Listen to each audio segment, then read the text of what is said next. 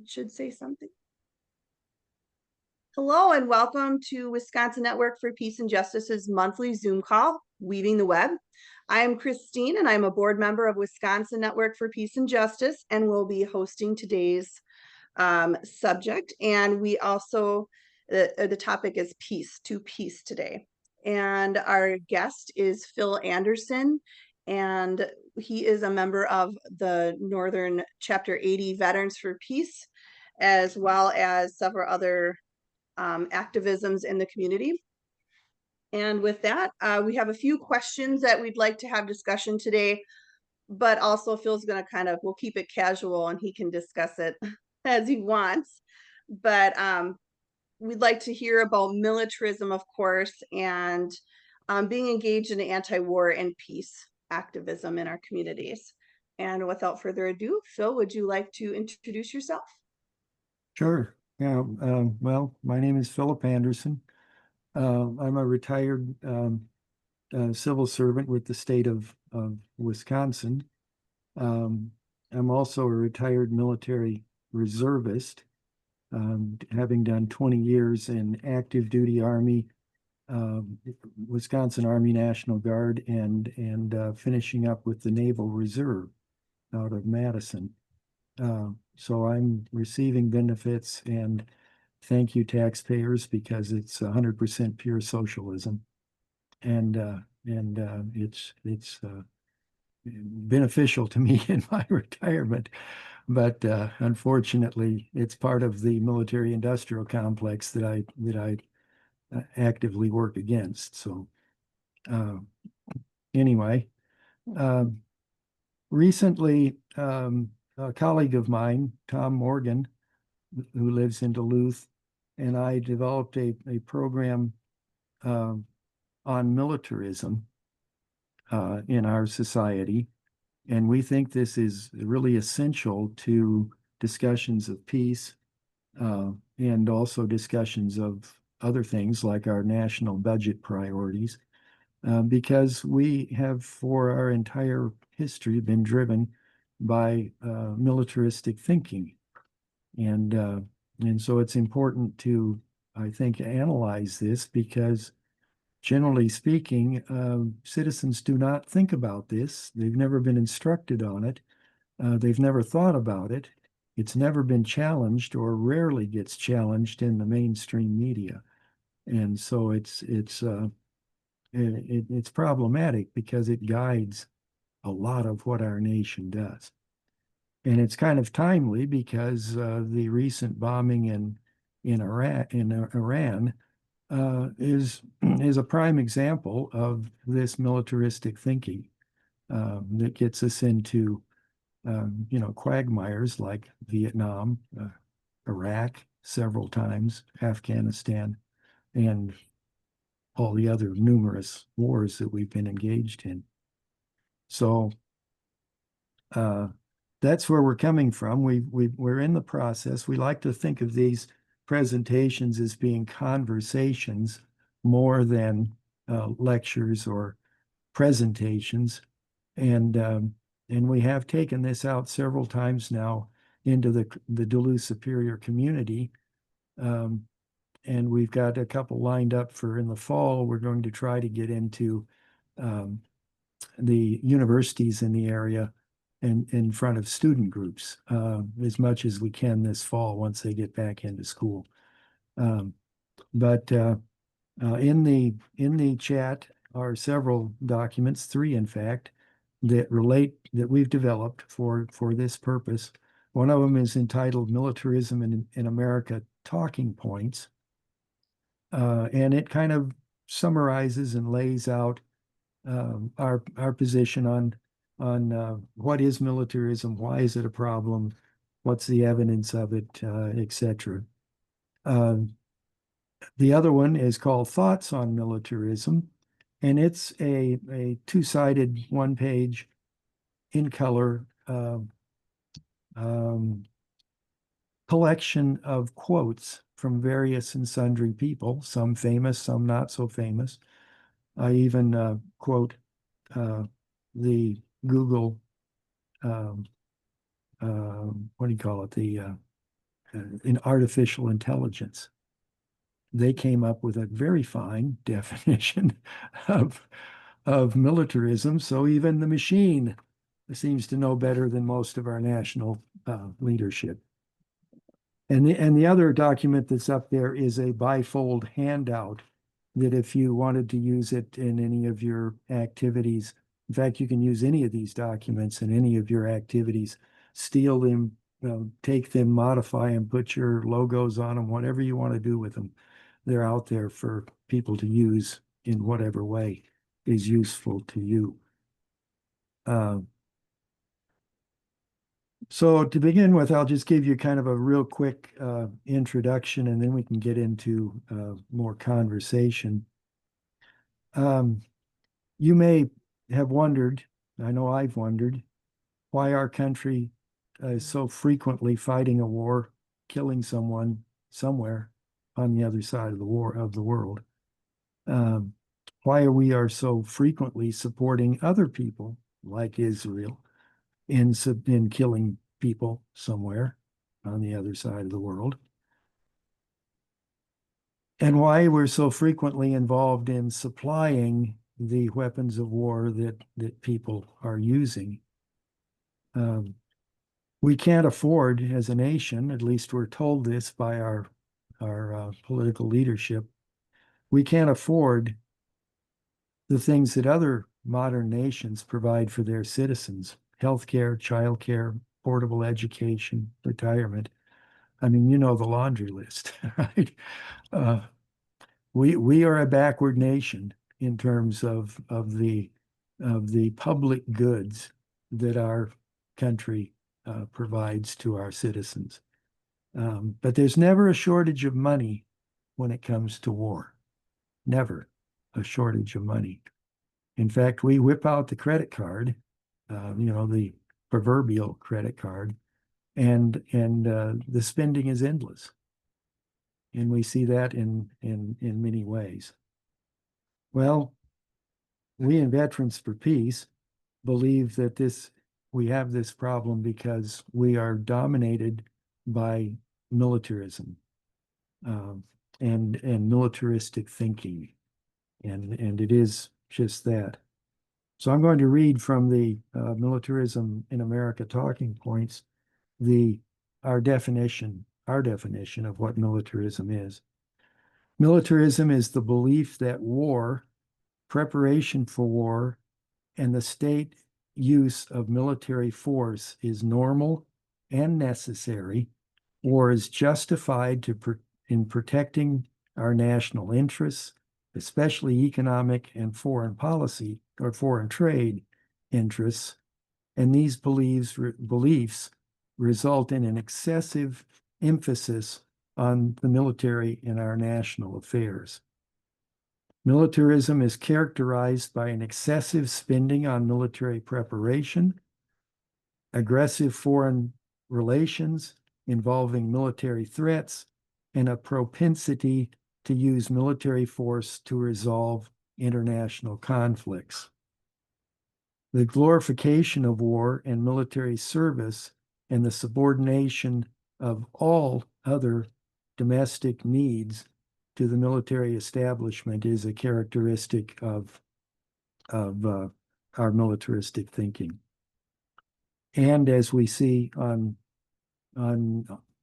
patriotic holidays like the upcoming 4th of July, but also Memorial Day, Veterans Day, militarism exalts military service as the highest expression of patriotism and service to the country. And I can tell you that my 20 years of experience does not match those statements. I drank a lot of beer and played a lot of cards in defense of freedom. And we wasted a lot of money. But anyway, the way that militarism is expressed quite frequently is in the platitudes around the patriotic holidays. Freedom is not free. Thank a vet. If you've got freedom, thank a veteran. Another one is the idea of peace through strength. We have to have a strong, dominant military in order to have peace. Well, one of the things that I'm going to point out later on is the work of World Beyond War, and they specifically have this booklet right here. I don't know if you can see it. It's called A Global Security System, an Alternative to War. It's not real thick, but it's a read. It's a very good read, a very practical explanation of what is necessary to go about achieving world peace.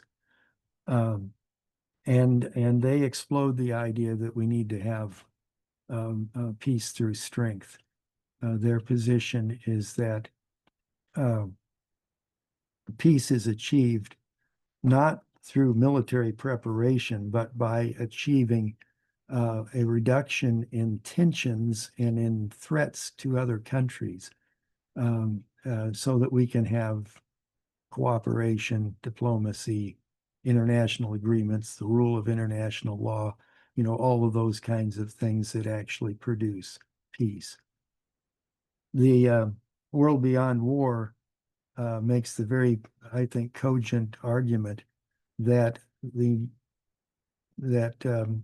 peace through strength, the militaristic attitude about peace, actually produces exactly the opposite. Because when we achieve more and more military strength, we become more and more of a threat to other countries, and vice versa. If Iran builds a nuclear weapon, we consider that a grave threat to our national security and to the security of the world and to the security of Israel, which of course is one of our prime foreign policy objectives, is to support Israel. Irrationally, but we do. So by threatening other people with increasing our military strength, we actually create a more dangerous world, a more hostile world, and the result is endless arms races rather than peace. And so I think their presentation is extremely good and very important for people to read and to understand.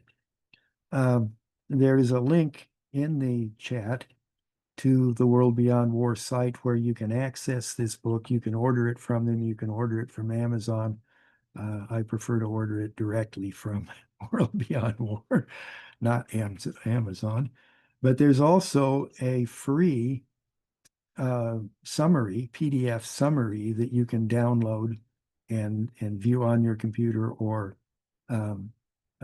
print out if you want to. And it's a pretty good summary and gives the major points of what they're talking about. So that's the side of my discussion that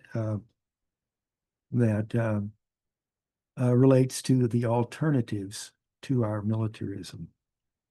Some examples of what plays out in terms of our militaristic thinking that impacts all of us, by the way, impacts everyone across the country, no matter who you are, where you live, primarily because militarism sucks up all the national budget, or the national discretionary budget.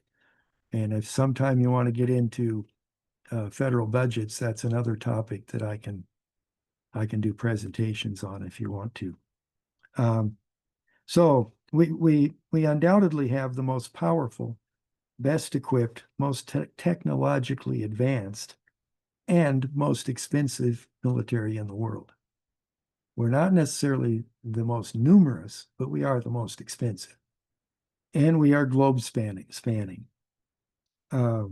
We spend more on defense than the next 10 military powers combined. And most of those 10 are allegedly our allies. Over half our national disposable income, which is the annual budget that Congress argues over and sometimes doesn't get approved in a timely manner, goes for what we call defense. And this is not all the costs of our military. This is only what's in the discretionary budget, and it's only what gets counted in the Department of Defense appropriation in that budget. There are many other expenditures, nuclear weapons, for example, in the Department of Energy, various activities in the Department of Homeland Security, the Coast Guard, which is a armed military force within our nation. It's one of our 5 divisions of our military establishment, is part of the Department of Homeland Security and is not funded through the Department of Defense except for when they're called up to go to a war. So then things like my military retirement do not come through the discretionary side of the budget. They come through the mandatory side of the budget. Congress does not have the authority, thankfully, to pass the legislation that pays my military retirement every month, just like Social Security. That is on automatic. It is an entitlement, which the Republicans like to bandy about as some sort of evil word. But all of us have paid in across our entire lifetimes to Social Security. And yes, we are entitled to the benefits we have earned. So, but that's the same thing works with that. Yes, Christine.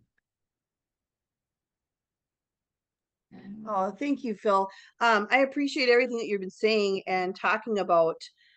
You've been speaking for a little bit, so I hope you don't mind if we ask a little bit more questions or details. Sure. But before Yeah. we do that, we do have another guest today that I'm really excited to, hopefully we'll have a chance to speak with, introduce, and that's Eric Anglada. He works with the Decolonial Repair Network here in Wisconsin and other areas. In a few moments, hopefully we can hear from him. Phil, I Okay. was Can I hoping can I that, run a couple of more lines here about oh, my, and then we can go to discussion. oh, yeah, I just had A a couple question for more. you though, too. Yeah, okay, well, go ahead. Okay, well, I'll pause for a moment. Yeah. Okay. I was also in terms of what this militarism does to our country. Um, the over 50% of the discretionary budget goes to the Department of Defense, and probably more in the area of 85% goes to national security in general. Diplomacy gets only 3%. That's a factoid that people should remember. We have over 800 military bases in 140 countries around the rest of the world. No other country in the history of the world has ever had that globe-spanning capacity. The State Department has 168 foreign embassies and 83 consulates across the world. In comparison, 72% of federal employees that the Trump administration wants to hack for various reasons, 72% of these employees are defense related, primarily civilian and active duty military in the Department of Defense and in Veterans Affairs. The State Department has only 1% of federal employees. So that's puts things in perspective. So Christine, I'll throw it back to you and your question. Thank you, Phil. You gave us a lot of details and information. I really like that you shared 3 files that we can review later in more detail with those objects.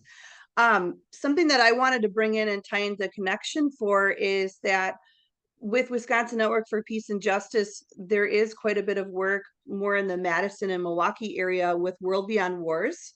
And our local up here, Twin Ports Veterans for Peace, is starting to work more with them. And with Grandmothers for Peace up here, we've been wanting to start connecting with World Beyond Wars for the peace work with Veterans for Peace. I think that's really important to tie that in with community activism and a chance to educate people.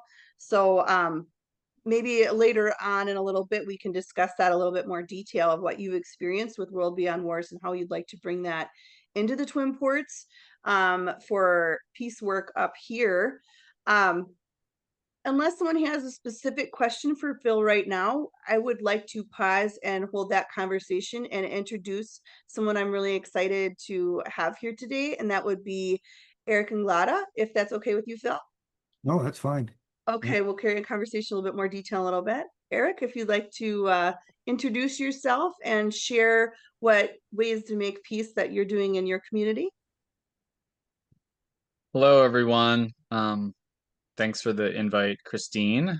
This is my first time with this group, but I've been hearing about you all for years. And I live in the very southwest corner of Wisconsin, down by Dubuque, Iowa, and live at St. Isidore Catholic Worker Farm, a community farm that we co-founded 9 years ago.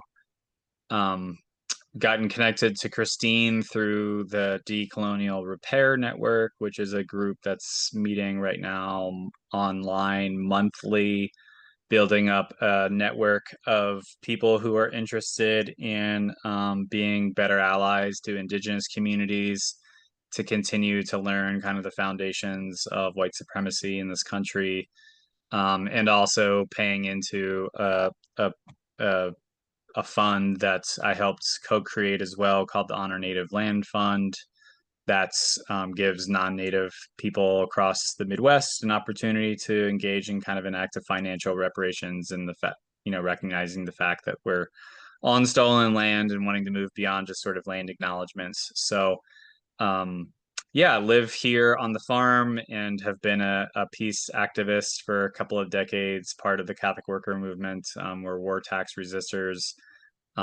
Good friends with Janet Parker, who has spent time here, who's part of World Beyond War, I know as well. So, we're just trying to do our part, making peace with the land, trying to grow a lot of food for ourselves and to share with others, and trying to find ways that we can decolonize and kind of address some of like the primal injustices of this continent around colonization.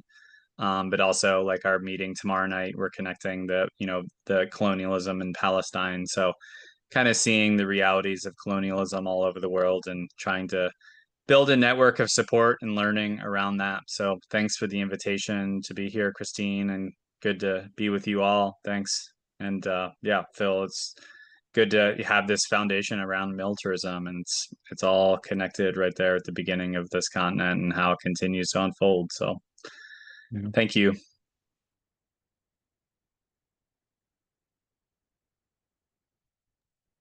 Thanks for that. I feel that a lot of us, in our experience with learning about peace activisms and militarisms, as well as colonialism, it does tie together really well with what we can do. Maybe before we go into further discussions, Dina would even like to have a discussion about her peace work and what you've been doing recently. Throw you on there if you have time. Yeah, sure. Thank you. Yeah, I love these kind of sessions where we get to learn about one another. And, I believe in layered learning, where some of these things we've been knowing and saying, and a lot of the people who are on WNPJ and might listen to this will know a lot of these things. But when we get to come together and hear one another, there's a lot of reinforcement.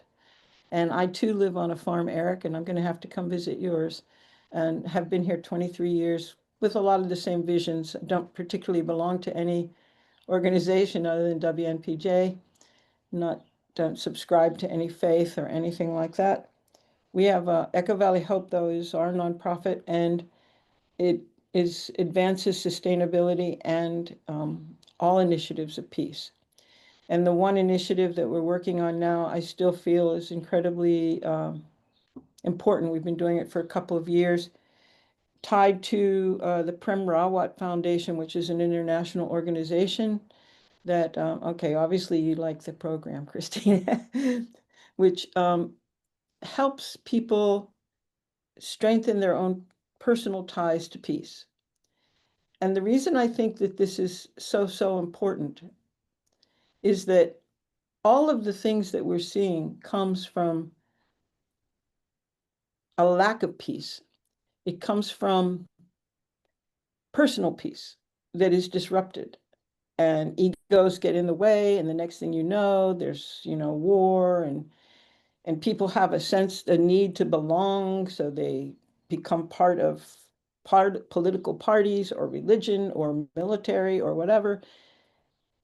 And all of that is a symptom of us not knowing who we are as human beings. So this program is a 10-week program done online on Zoom. And we keep offering it. I get to facilitate now, and I'm really happy about that. It's a simple program. It's about an hour long. And what it does is simply directs a person to thinking about components of peace that we don't talk about. Choice, we all have choice. Appreciation, to build up those parts of us, to strengthen those parts of us that need to be strong in order to counter what we see. I was on a call last night, and I won't take much more time, but I was on a call last night of a group of people who were wanting to create what they are calling a big tent. And I love this organization. I think they've done a lot of really good stuff for rural America, rural Wisconsin. But the whole conversation was all of the words, and the person actually said, we're going to use militaristic terms. And I was just like, no, please, please, can we not do that? And I see that we, this not learning from Indigenous people, this not learning from Black people, queer people that have been subjugated for so long and have learned how to work through these heavy hands of power and control. And I believe that this is our time to create a new way. So, and I think everybody's positioning, whatever they're doing, is critically important. But I just want to say that as much as I can, that in the course of all that we're doing, keep hold of your personal peace. And I will put in the chat the link. Tomorrow night, we're going to start number 3. And based on who's here and what I understand of you, you would all be welcome to jump on the call and learn. And it's called Inner Strength tomorrow. We've already done peace and appreciation, inner strength, and then the next one is self-awareness, and it just goes on for the next 10 weeks on Wednesday nights at 6:30. Thank you, Christine. I didn't expect that. I hope I did a good job. No, thank you, Dina. I didn't run a through. It's kind of a casual speak all today. I was really excited to see all of you show up today. Should be. I'd just like to comment on Dina's remarks there about how we try to use militaristic terminology. Mm. And we always have the war on drugs or the war on crime or the war on poverty. You know, this is again a reflection of our kind of militaristic thinking. That you know, we know what they mean, that they're trying to do good, but still it's Colonized speech. we never a lot of things that we're learning about is to reframe our approach to education and thinking. And with decolonial repair, that gives us an opportunity as well. But with the militarization terminology and even our education systems, it indoctrines that mentality in. Something slightly off topic, I could go on a tangent forever about with these type of terminologies in education is our current public education system is an example in the US right now. There are other ways that we can raise our families than the traditional nuclear family, which doesn't fit most of us, and relearning, reparenting ourselves and working on decolonizing our speech and education actually plays a huge role in anti-militarism and peace work. There's an approach that's referred to as non-coercion parenting, and it's not necessarily called peaceful parenting or gentle parenting, but it's working with your family to teach them that these children can grow up to think for themselves, to speak for themselves. And it actually ties in a lot with what Dina says with the peace education program, actually. And it's really interesting when you talk about World Beyond War and this big tent meeting that you had the other day with the militarism terminology, like you said, ties it in and brings us back to the same perspective, the same thought process. Often it's something that we need to remind ourselves to rethink how we're speaking about it.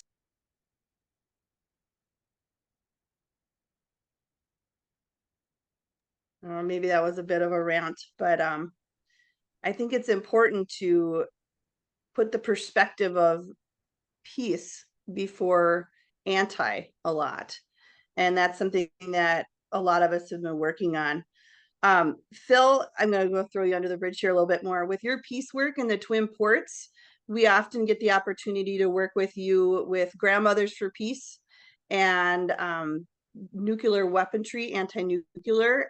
Would you have a time to speak a little bit about your experiences separate with World Beyond War and our Twin Ports campaign to abolish nuclear weapons, and perhaps the militarism terms and how that we lacked education in the community to maybe move further at the time that we were doing things? You mean as a future presentation or meeting? Sure, but or there just was right work in the Twin Ports with the Twin Ports campaign to abolish nuclear weapons in Duluth, Minnesota, as well as Wisconsin, Superior, Wisconsin. And the work in the community, we are trying to raise awareness to abolish nuclear weapons. And now what's going on with our current situations in the world, nuclear weapon is brought up again. So Yeah. perhaps if you would like to discuss your experiences with The, education in the community with it.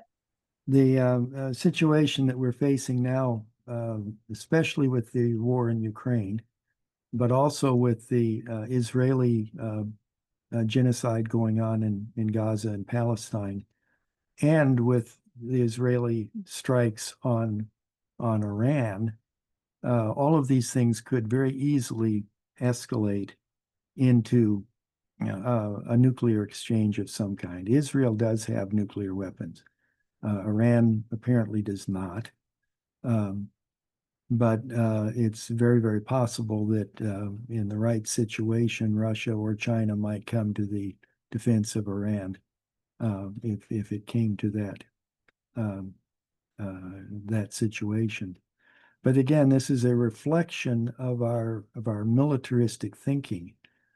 Nuclear weapons are the only weapon that can reach and destroy the United States. There is no country, in my opinion, in the world that has the military strength, the capacity, the logistical capacity to attack and conquer the United States. They cannot do it. Russia and China just simply do not have the naval forces to make it here. They don't have the aggressiveness. I mean, you look at what we just did a week ago. We flew 7 B-2 bombers from Missouri to Iran, nonstop in the air, 18 hours. That required multiple in-air refueling events. And no nation has that capacity except the United States, for example. So nuclear weapons are the #1 threat to our security, and yet our country refuses to have anything to do with the UN treaty, the Treaty on the Prohibition of Nuclear Weapons, which is in place, is international law, but doesn't apply to us because we have not accepted the treaty, and we have not ratified the treaty ourselves. But we can be attacked at any time with very little defense, almost no defense, and they can reach anywhere. They can reach Dubuque, they can reach Duluth, they can reach Madison in minutes. So this is obviously a huge threat, and yet our country is in the process of spending in excess of $2 trillion over the next number of years to completely rebuild, modernize, upgrade, and our entire nuclear arsenal. It's insanity, pure insanity. And you know, this is not just my view. I can quote for you here.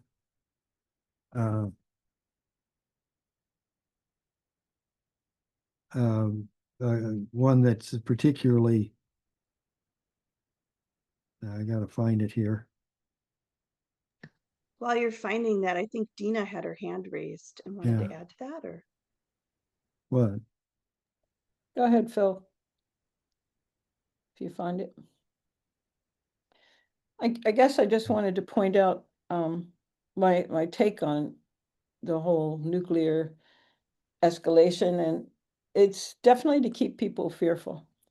You and many of you on this call are from my generation, where we were told to hide under the desk in case of a nuclear threat, and it was part of the fear mongering. And it continues to be, and agreed, this whole concept of, you know, might is right, and if we have bigger bombs, it brings peace. These are instilled in us. These fears are instilled in us, and somehow we have to challenge those, and we need to do it in ways, in kind ways. I mean, I love listening to both of you because your voices are really soft and caring, and clearly you hold the beliefs and the feelings that you're sharing. And this is what needs to happen. We're so used to being inundated with fear, hatred. You know, where does it come from? I was not born into hate.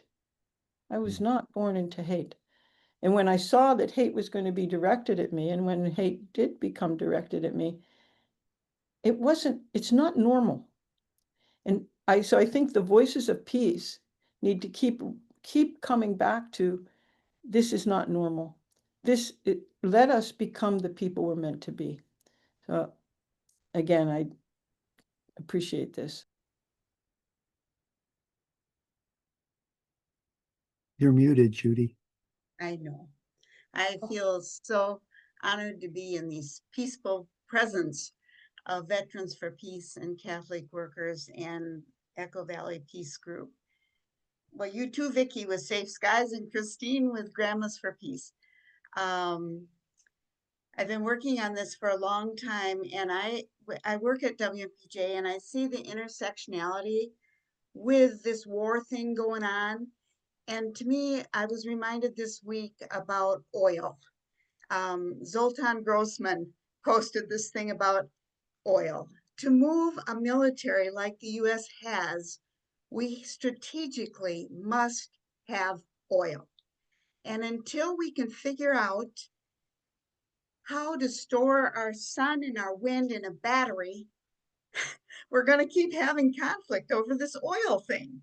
So I'm just the environmental part of this. And I know that now in this big bill of Trump's, they're gutting a lot of this solar and wind stuff, almost to perpetuate this need to drill and more oil and more acquisitions around the country. And I'm so firmly convinced that we need to get to renewables quickly. And I think then this need for war will decrease on its own.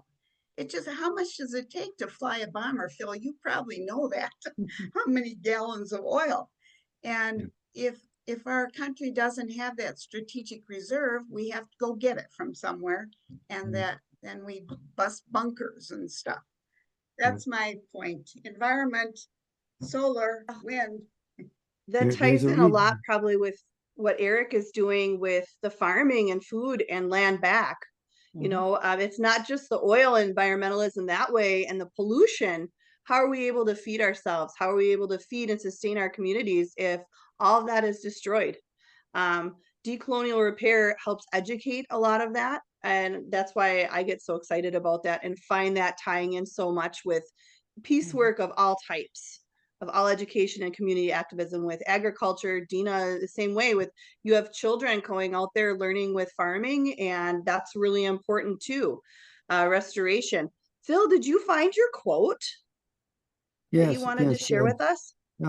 This is General George Lee Butler, who was a Vietnam combat veteran and former commander of the Strategic Air Command, which is the branch of the Air Force that is responsible for nuclear attack, both bombers and missiles. If that, so he was for a number of years the head of that organization. He has said in numerous times, but the one I'm looking for right now is these hideous devices, the nuclear weapons, necessarily prolonged and intensified the Cold War. Deterrence was a formula for disaster. We escaped disaster by the grace of God. And another version of what he said by pure dumb luck and the grace of God. It wasn't because our leadership was wise or smarter or more careful. It was, we managed accidentally not to blow up the world. Mm. You know, that's what nuclear weapons do. And on the link in the chat to the Twin Ports campaign to abolish nuclear weapons, there's a very fine video by Dr. Ira Health Fund from Physicians for Against Nuclear Weapons and Physicians for Social Responsibility. No one's going to survive even a small nuclear exchange. There will be billions of people die of starvation because of the impact nuclear explosions would have on the atmosphere and on the climate. The opposite of global warming, it will be global cooling, and large parts of the world would no longer be able to sustain agriculture. It's absolute insanity, and yet we're marching ahead. It is insane. Dina, were you going to speak about something? Yeah, I just wanted to kind of sorry about my dog. I might not be able to do this. I wanted to kind of tie what Phil was just saying and Judy about the environment. I can't. I'll get rid of my dog. Oh, there, it's gone. Somebody else let him out. Anyway, sorry. Propaganda. We are propagandized, if that's a word, into believing the importance of nuclear. And the very thing that you were talking about, Judy, that we need to shift to, and I agree with that, but I also know, living as I live, that we can reduce the amount of energy we're using. And this is a reason I'm going to give WNPJ a plug, because there's so many great organizations in WNPJ that we can all learn from. And one is SOUL, Save Our Unique Lands, which is here in the Midwest, here in the Driftless. And the research that has been done to show that in Wisconsin, particularly because that's where we're located, the need for electricity is not going up because people are purchasing a lot of energy saving devices, and because a lot of people are going to solar, even though they're cutting out the money, whatever. So we're being given, again, a fear mongering about, oh, we're going to run out of energy. And the upshot of that is the propaganda for years now coming out of Dairyland Power, and I'm going to name names, Dairyland Power and Vernon Electric Cooperative, has been that we need to have nuclear. Every magazine that comes every single month to us, everybody out here who's connected, tells us the importance of us moving to nuclear.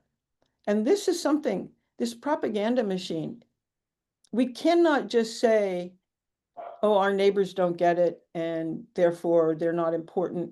We have to find ways of communicating to everyone and helping break down. It's not easy. Trust me, I know it's not easy, but it's critically important.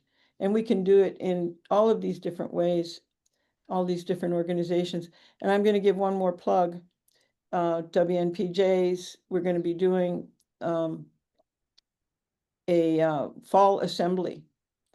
And that fall assembly is going to last over like 4 or 5 nights. And everybody, like just like you guys, will probably invite you back because I have a lot to do with this shenanigan, to speak and to like help rev the engines, because a lot of people are fearful right now.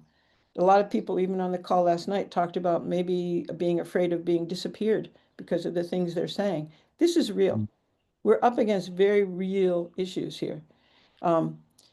So again, keep beating the drums of peace. Keep beating the drums of ecological sanity.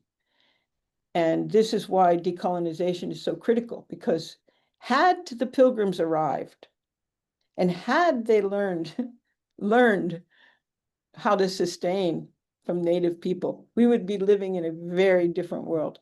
Had we accepted the Iroquois Confederation of how to make a constitution, and part of that was allowing the grandmothers to decide if war was imminent or not, we forgot about that part.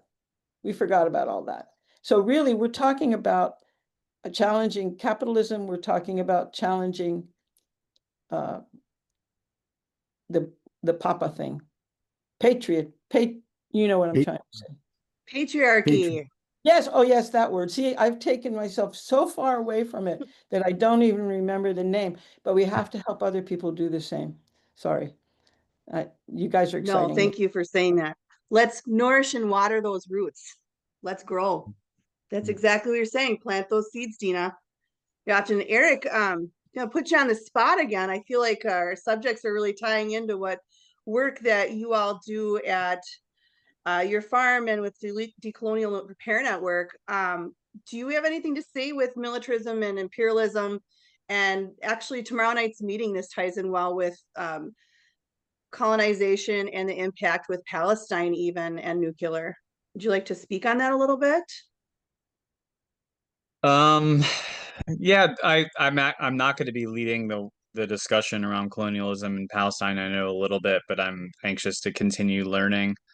Yeah, I mean, I guess all these things are tied in together, and so for me, we're a community of 9 people, and so like practicing, from the sort of like inner peace work to the societal work, we're trying to hit on things. So like daily kind of like we do like a morning meditation of silence in the morning. We have a weekly meeting where we deal in the context of like a spiritual space to air any grievances, offer apologies, offer affirmations of one another. So kind of like tending to that like inner personal work. And trying to like build, what Peter Morin said, building a new society within the shell of the old. So trying to actually from the sort of roots up in a really, really small way, kind of build an alternative. So yeah, like the energy. So, we have solar panels, composting toilets, we're heating and cooking with wood. We have extensive gardens. We're trying to build up the life of the land. And so getting native species, so planting oaks, planting a lot of different native shrubs, and trying to build up this land, and at the same time recognizing the fact that like we're on stolen land. And so like for me, this work is connected with being in solidarity with Indigenous peoples who are interested in returning to land. Most Native peoples aren't on reservations. They're in cities or they're separated from one another. And so we're connecting with two folks, two networks of Indigenous people who are trying to create resiliency and healing hubs. And so building relationship across lines, and as we're building relationship and learning and financially supporting and getting out the word, we're also trying to relate to land in different ways, because that colonial mindset of extraction, and seeing the land as like a resource or a thing, but it instead moving beyond that and seeing like the land as like relatives, and the land as being community and partner.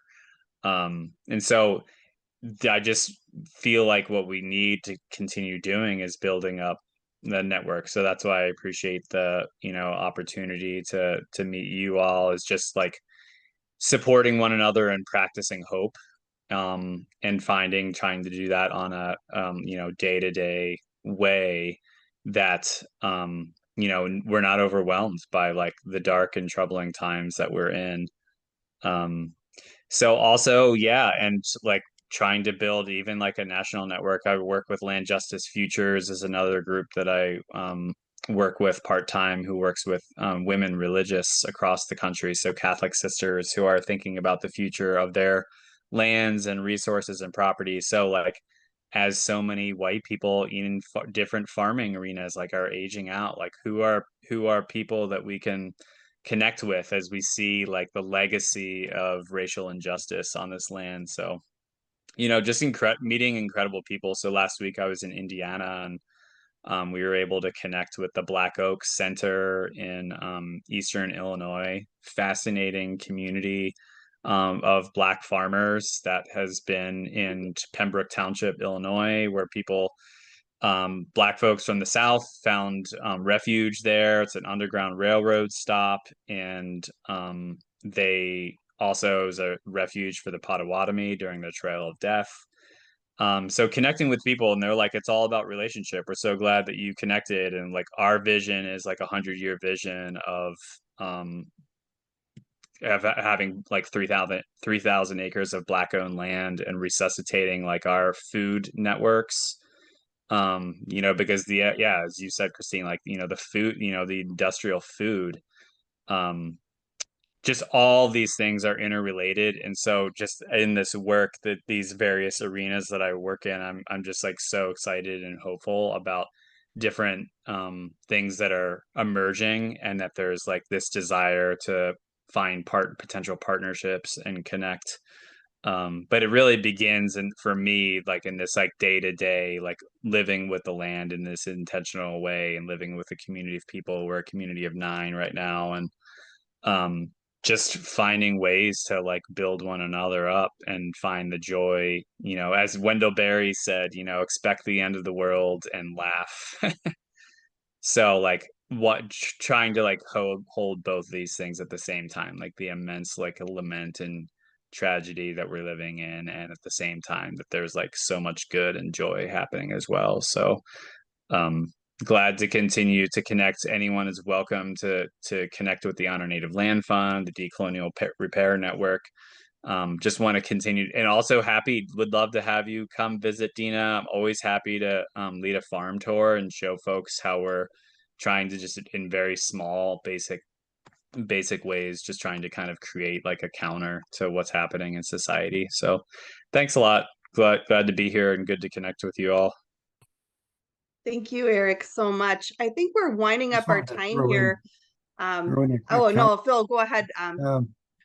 Greta Zaro, who is a organizer for World Beyond War, lives in upstate New York, and lives in something kind of very similar to what you're talking about, Eric. An intentional community of some kind out in the countryside doing work. Also, it looks like some of you are all from various rural areas. We tried to start a World Beyond War chapter in the Duluth Superior area, and we've not been real successful, primarily because we could not find leadership dedicated to that specific purpose. All of our peace activists were already engaged in way more than we had time to do. So we tried creating what's called the Upper Midwest a World Beyond War chapter. It's intended to be a virtual chapter. And again, it's kind of not going anywhere, but it is out there. And so if you wanted to connect with the World Beyond War community, that is out there on the web. There's